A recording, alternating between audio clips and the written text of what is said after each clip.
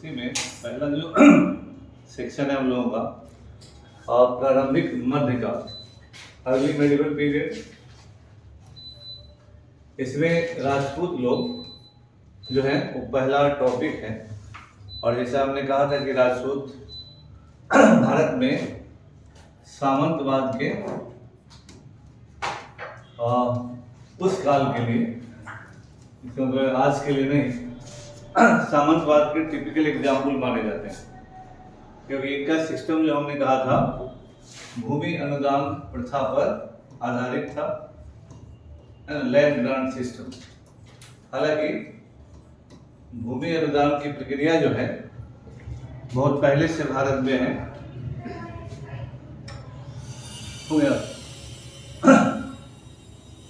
भूमि अनुदान जो है ये लैंड ग्रांट सिस्टम सातवाहन इतिहास में पहले डायनेस्टी है। सातवाहनों में गौतमीपुत्र सातकर्णी जो है ना, he was the first ruler who granted land to the Brahmins। तो भूमि अनुदान की प्रक्रिया वहाँ से शुरू हो गई और आगे चलकर ये पॉलिटिकल और इकोनॉमिक लाइफ का अभिन्न हिस्सा हुआ। पहले बताए थे कि रामशरण शर्मा जी ने इसी आधार पर भारत में सामंतवाद की अवधारणा को स्थापित किया। पहले के ज़माने में भारत में सामंतवाद की अवधारणा को नहीं माना जाता था।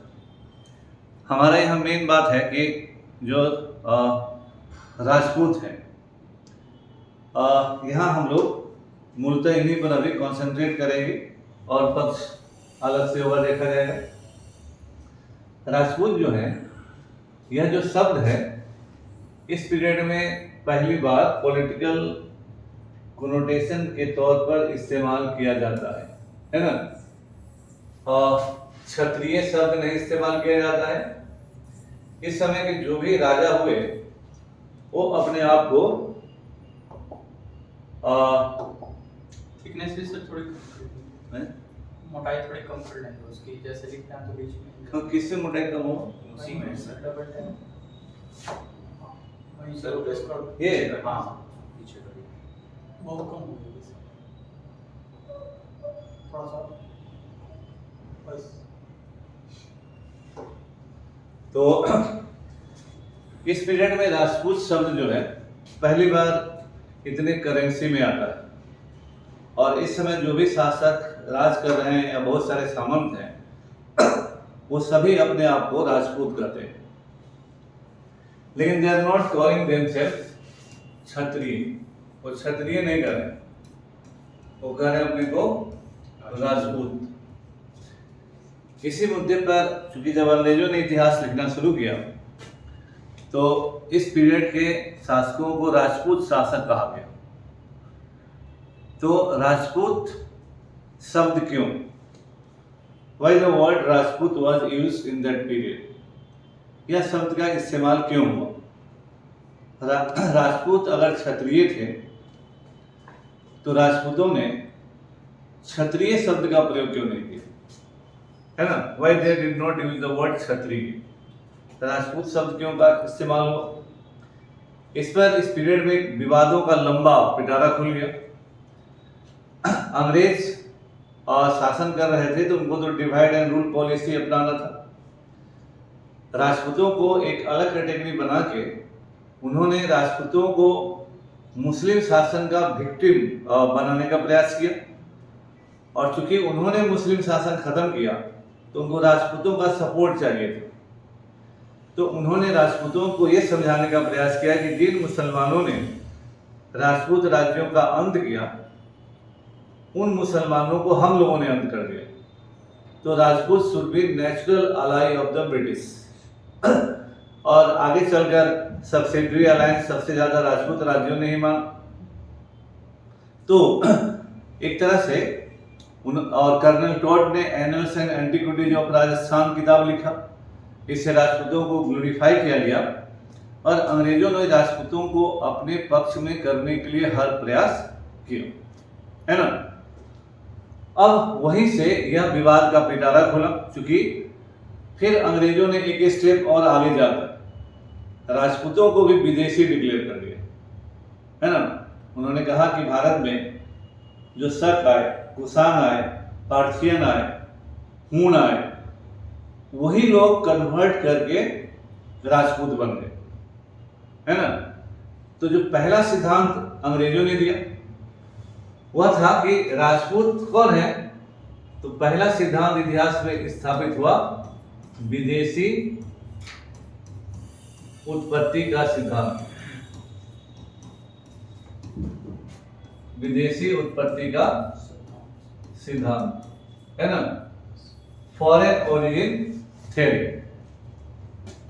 फॉरेन ओरिजिन थ्योरी को मानने वाले लोगों में colonel Tod, Campbell, V A. Smith, Watson जैसे अंग्रेज इतिहासकार हैं। उन लोगों ने माना कि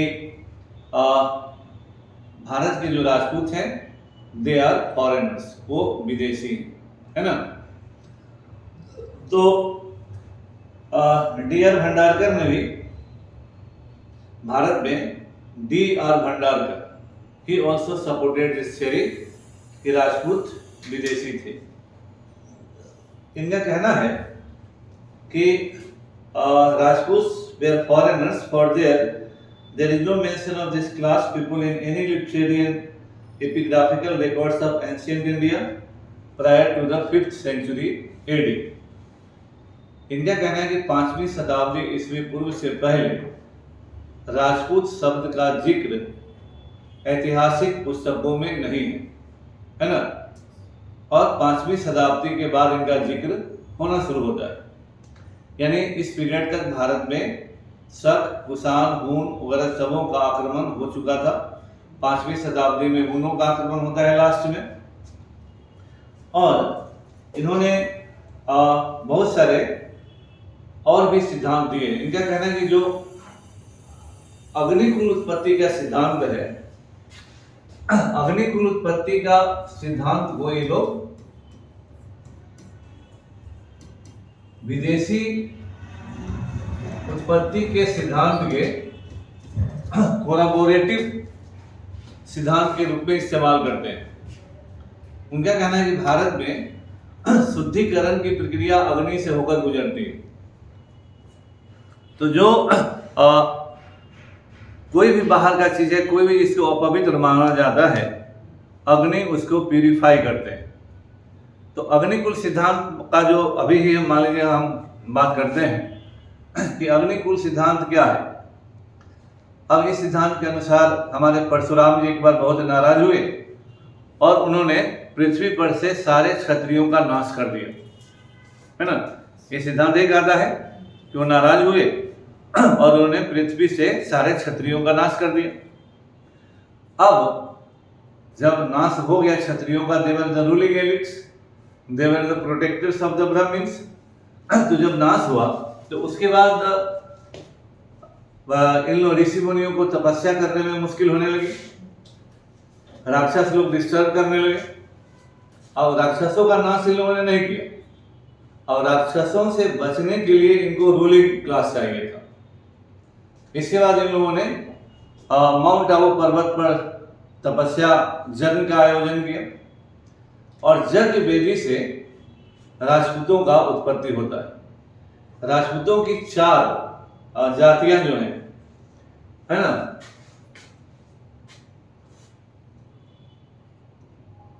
प्रतिहार,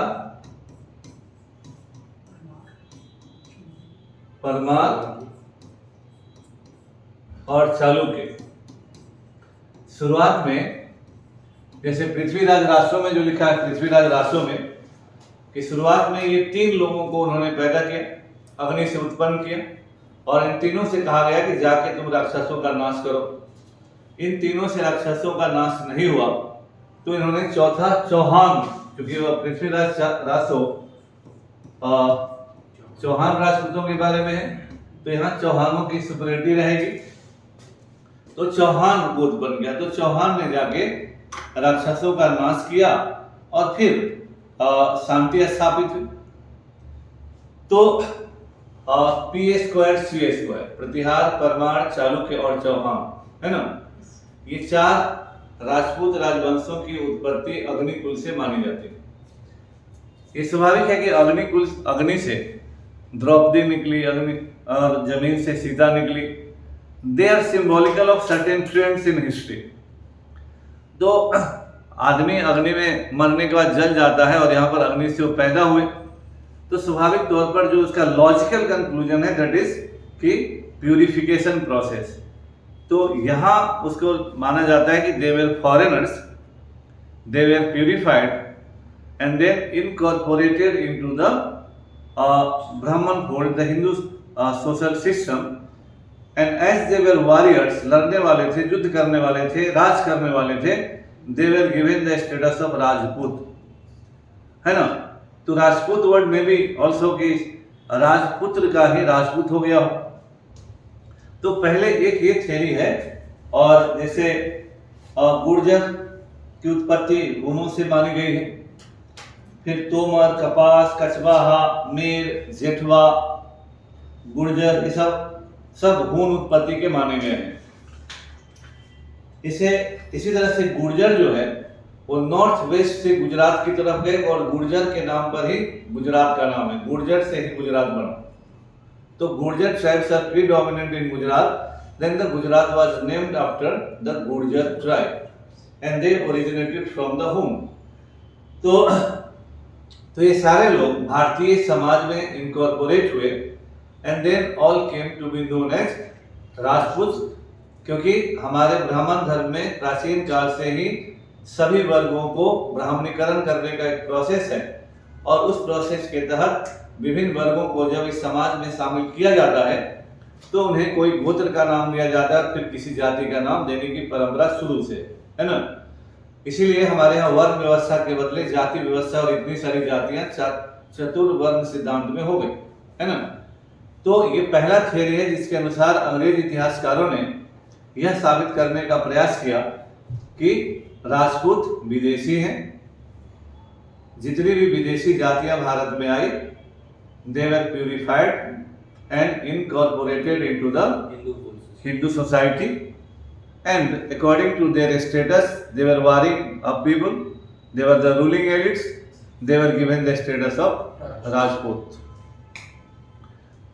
इसी जमाने में हमारे देश में जब अंग्रेज थे ही, तभी इतिहासकारों का एक वर्ग डेवलप हुआ जिसे नेशनलिस्ट स्कूल ऑफ हिस्टोरियंस कहा जाता है ना, राष्ट्रवादी इतिहासकार। राष्ट्रवादी इतिहासकार जो हैं उनका काम था कि अंग्रेज इतिहासकार जो भारतीय समाज और भारतीय रीति रिवाज इतिहास पर जो आरोप लगाते हैं, उन आरोपों का जवाब देना और फिर अपना उत्तर देना। इनका ट्विन रिस्पॉन्सिबिलिटी था, दोहरी जिम्मेदारी थी। इन लोगों ने सीधे और जनरली राष्ट्रवादी इतिहासकारों ने सीधे उल्टा सिद्धांत दिया है ना, जो अंग्रेज बोलेंगे उसका सीधे उल्टा दिया। इसीलिए उन्होंने कहा कि कोई राजपूत विदेशी नहीं थे, राजपूतों की उत्पत्ति स्थानीय है ना। तो दूसरा सिद्धांत आया स्थानीय उत्पत्ति का सिद्धांत। चलो इरेज हो गया, अंडू करिए सर, राइट और राइट, हाँ सर।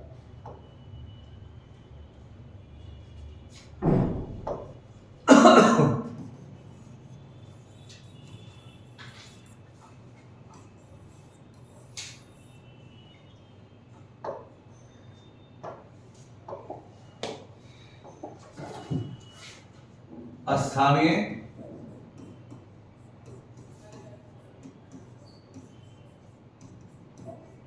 उत्पत्ति का सिद्धांत है ना, इंडिजिनस ओरिजिन थ्योरी है ना, स्थानीय उत्पत्ति का सिद्धांत। सीवी वैद्या, के.एम. मुंशी, गौरी शंकर ओझा, जी.एच. ओझा और के अयंगार है ना। रिपीट करिए सर नाम।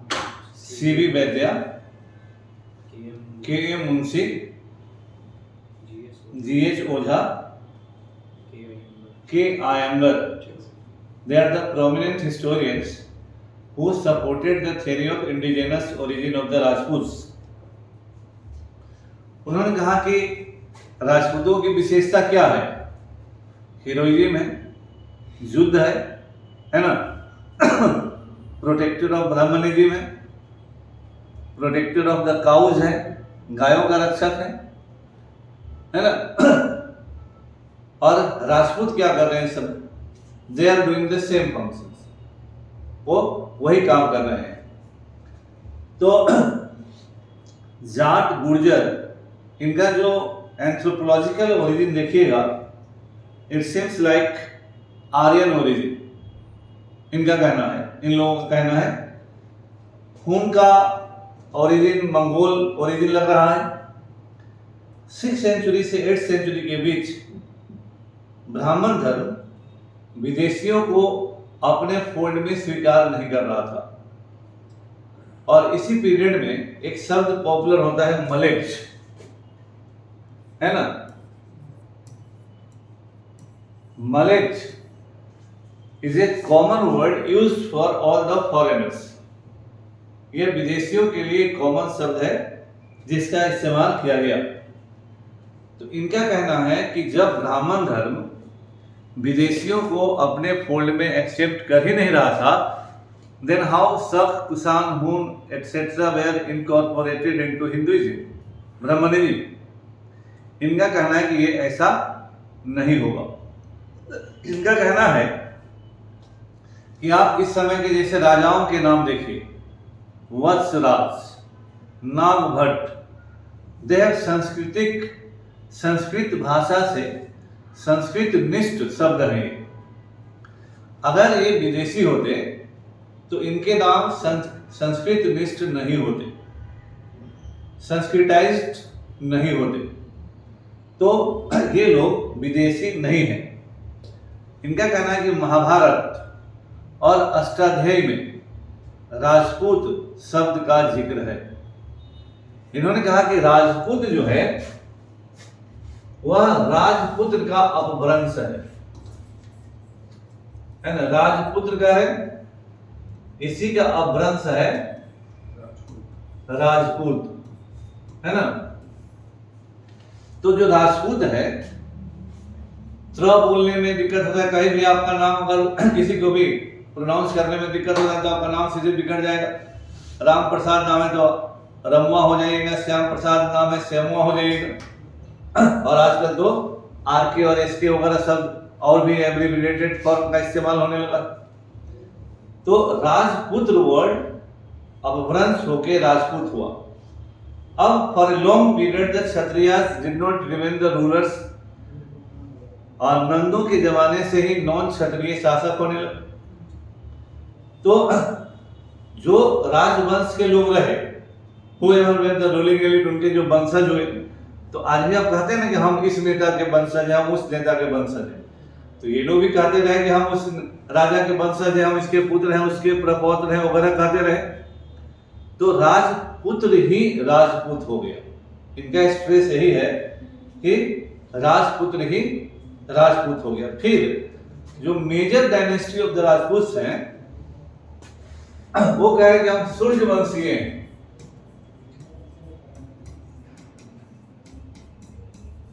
हम चंद्रवंशीय हैं।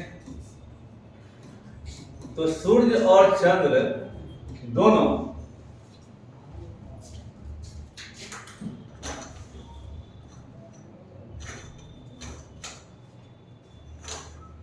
है ना, दोनों एंशिएंट ओरिजिन के वर्ड्स हैं।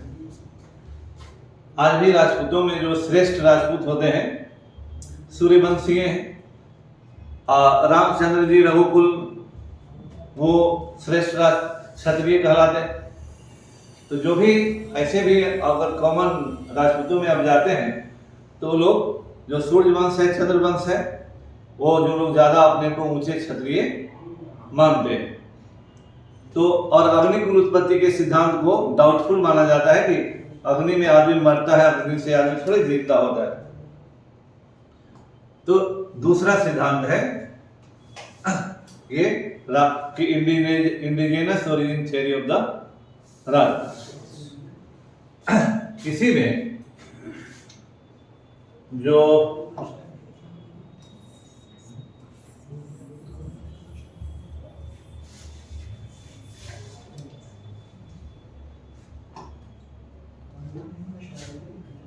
चौथा सिद्धांत है मिक्स्ड ओरिजिन थ्योरी, मिश्रित उत्पत्ति का सिद्धांत है ना, मिक्स्ड ओरिजिन थ्योरी, मिश्रित उत्पत्ति का सिद्धांत। दशरथ शर्मा है ना, और भी कुछ विद्वान हैं जो मिश्रित उत्पत्ति के सिद्धांत मिक्स्ड ओरिजिन थ्योरी का मानते हैं। इसमें दो बातें हैं।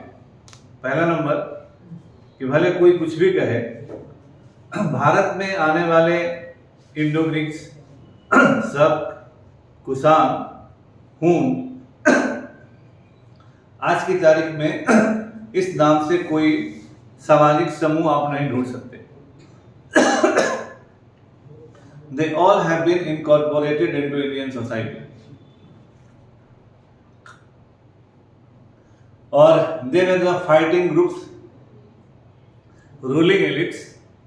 तो ब्राह्मण उसे ब्राह्मण बनाएंगे नहीं, वैश्य वो बनेंगे नहीं, तो बीच वाला ही एरिया रहेगा बचा हुआ। क्षत्रिय का area open area, anybody can enter into Kshatriya, है ना, ये क्वाइट ओपन एरिया है। आज भी जनगणना होता है तो जितने लोग चाहेंगे रिजर्वेशन नहीं लेना है तो क्षत्रिय बन जाएंगे, भले रिजर्वेशन लेना है तो न बनेंगे। तो इट इज ओपन एरिया।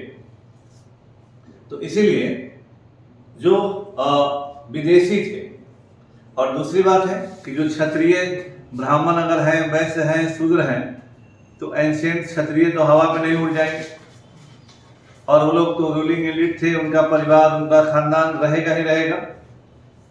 तो क्षत्रिय, इंडिजिनस क्षत्रिय प्लस फॉरेनर्स, दोनों का कॉकटेल हो गया राजपूत, है ना। तो एक थ्योरी जो है ज्यादा लोग मानते हैं। अब उसमें कुछ और प्रक्रिया है, और मिश्रित अग्निकुल उत्पत्ति का सिद्धांत हम लोगों ने देखा। देखिए, एक कहलाता है राजपूतीकरण,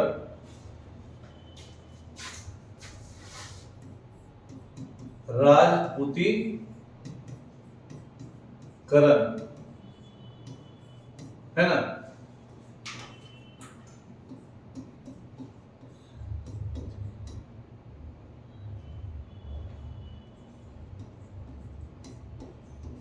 राजपूतीकरण की प्रक्रिया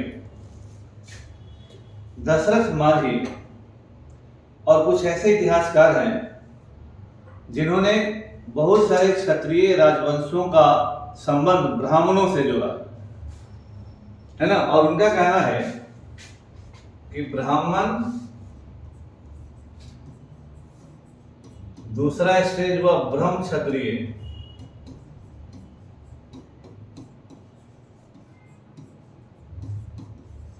और फिर हो गए क्षत्रिय, है ना। Brahma Kshatriya is a period of transition from Brahmin to Kshatriya, है ना। यह ब्राह्मण से क्षत्रिय ट्रांजिशन का समय है ना। इन लोगों का कहना है कि जब एक समय आया कि क्षत्रिय ब्राह्मण धर्म की रक्षा करने में सफल नहीं हो रहे थे, तो ब्राह्मणों ने तलवार उठाया, है ना। तो ब्राह्मणों ने अपना मूल कर्तव्य छोड़ के तलवार उठाया। तो they transited from the main their function of priestlyhood to defending the religion. In that stage they came to be known as ब्रह्म क्षत्रिय। और अगला दौर धीरे धीरे अपना मूल काम छोड़ दिया और ये काम कर लिया, तो कन्वर्टेड इनटू क्षत्रिय। कुछ लोगों का कहना है कि जैसे गुहिला, चौहान, परमार, ये सब ब्राह्मण थे। इवन सोलंकी, चंदेल, गुर्जर, प्रतिहार, ये भी ब्राह्मण थे। And from there they converted into Kshatriya. May be that हो भी सकता है। अब एक और चीज है जिसको समझना है जो अभी हमने कहा राजपूतीकरण की प्रक्रिया। इस पीरियड में समाज में कुछ ऐसे वर्ग हुए जिनका इकोनॉमिक स्टेटस अपग्रेड हुआ। अब मान लीजिए कि आप कोई अधिकारी हुए, मेरे जाति आपकी चाहे कोई भी रहे, और आपको हमने 50 बीघा जमीन अनुदान में दे दिया। आप शूद्र हैं, आप वैश्य हैं और किसी जाति के हैं, लेकिन जब जमीन मिला तो आपका इकोनॉमिक स्टेटस बढ़ा, तो you will also try to gain social status, है ना। अब आप जमीन के मालिक हो, in that process you will be dominating the society as well economy of the area. Gradually Rajput कहकर आप अपने नए प्राप्त आर्थिक और सामाजिक दर्जे को वैधता प्रदान करने का प्रयास कीजिएगा कि देख, हम इधर उधर के आदमी नहीं, हम ऊंचे कुल के आदमी। जिस तरह से हम आपको कभी बताए होंगे कि शिवाजी इतने बड़े राजा हुए, इतना सारा उपलब्धि हुआ, लेकिन 1674 में जब शिवाजी ने अपना राज्याभिषेक करवाया तो अपने को क्षत्रिय घोषित करवा लिया, है ना, क्योंकि उस समय मध्यकाल समाज था या ट्रांजिटरी पीरियड था। तो आपको किसी बड़े पद पर जाने के लिए सामाजिक स्वीकृति भी चाहिए थी। आज डेमोक्रेसी है, चुनाव है, सब कुछ हो जाता है, लेकिन उस जमाने में जाति के आधार पर कर्म जब हो रहा है तो उस समाज में if you are in the ruling category, if you want upward social mobility, then your caste should also change.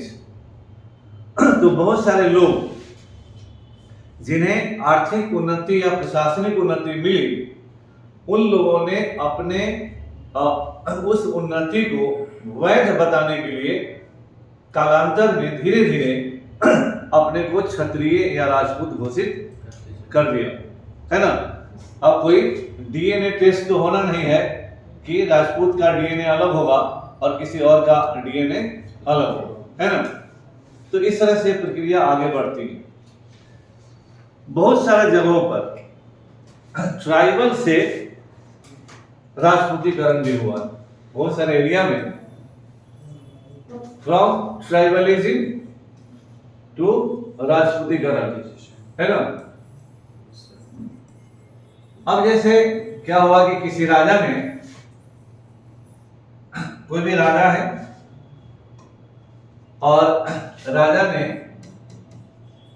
किसी दूरस्थ आदिवासी इलाके में, ये काम राजस्थान और गुजरात में ज्यादा हुआ, दूरस्थ इलाके में किसी आदिवासी सरदार को हराया।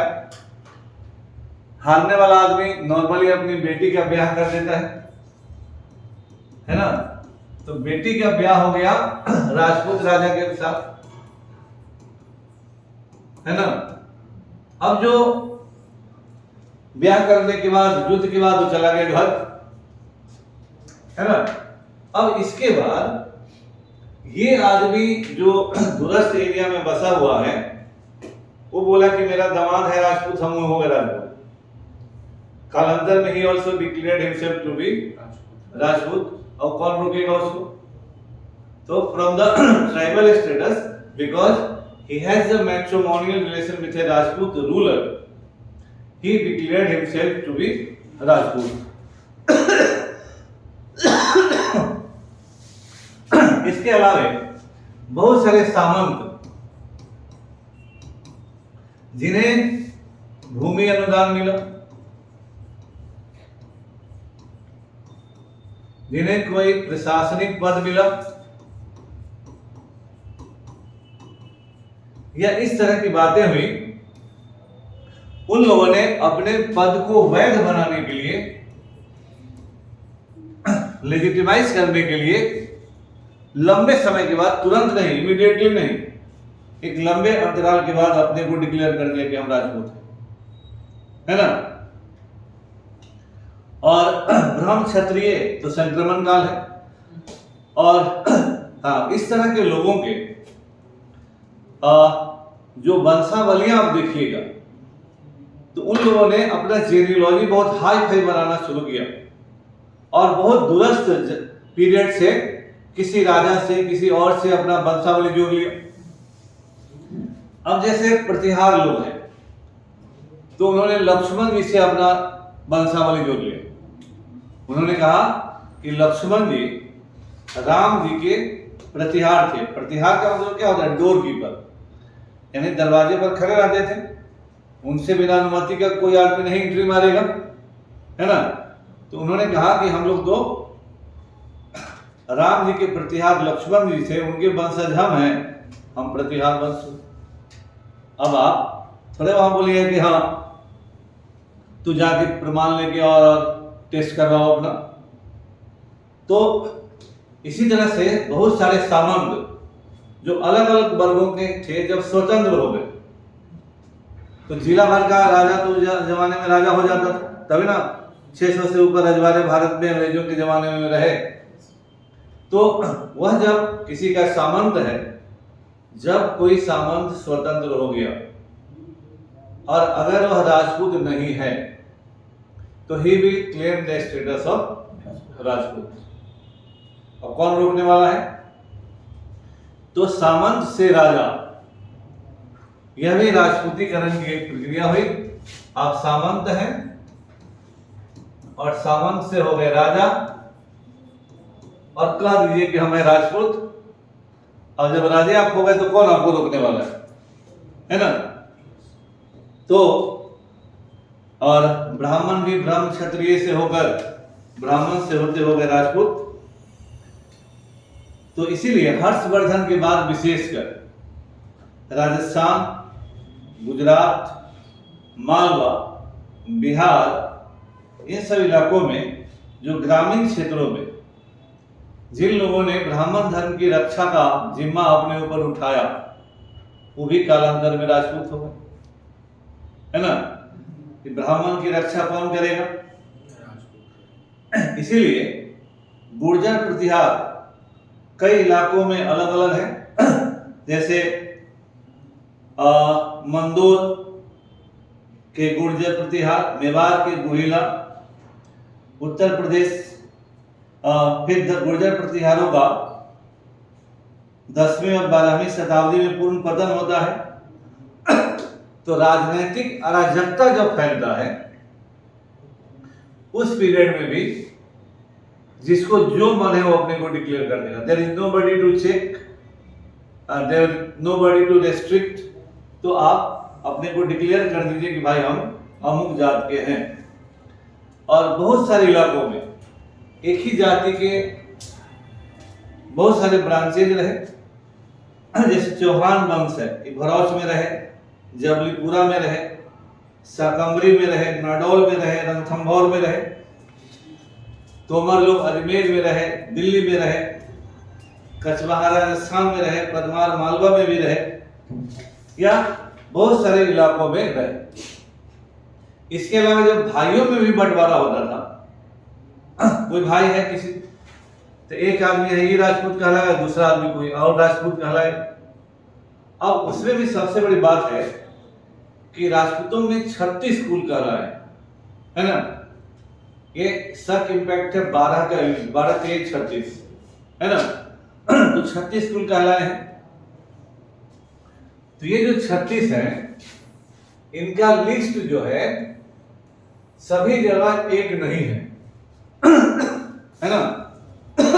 चाहे जिन लोगों ने भी जहां जहां भी अपना लिस्ट दिया, इसमें से 2-4 लिस्ट हर जगह अलग अलग, है ना।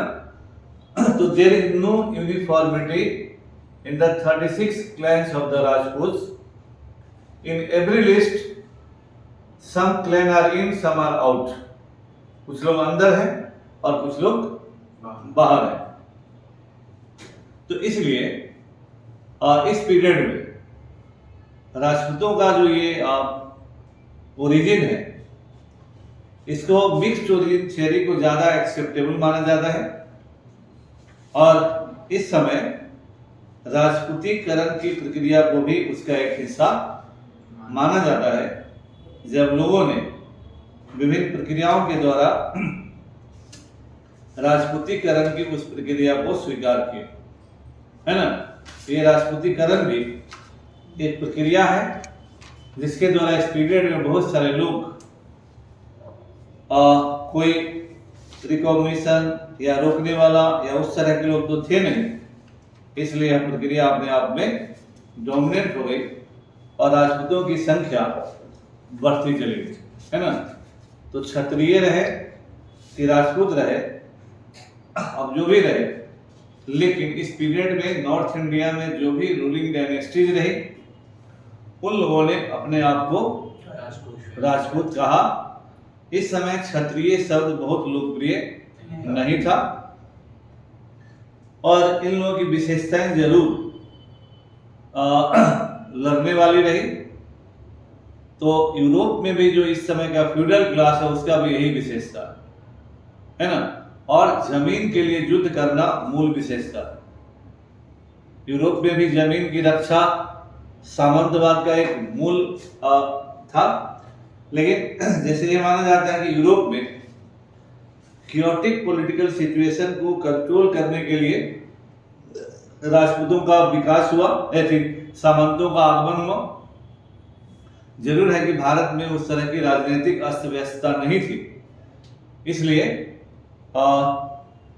भारत में सामंतवाद की उत्पत्ति और यूरोप के सामंतवाद की उत्पत्ति में फर्क है।